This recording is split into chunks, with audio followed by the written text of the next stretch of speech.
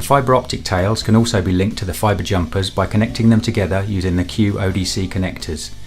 This is done by first removing the dust covers, then bring the male and female Q-ODC connectors together, rotating them if necessary to align the integral keyways, then pressing them together until an audible click is heard and the two parts are mechanically attached by the sprung-loaded collar.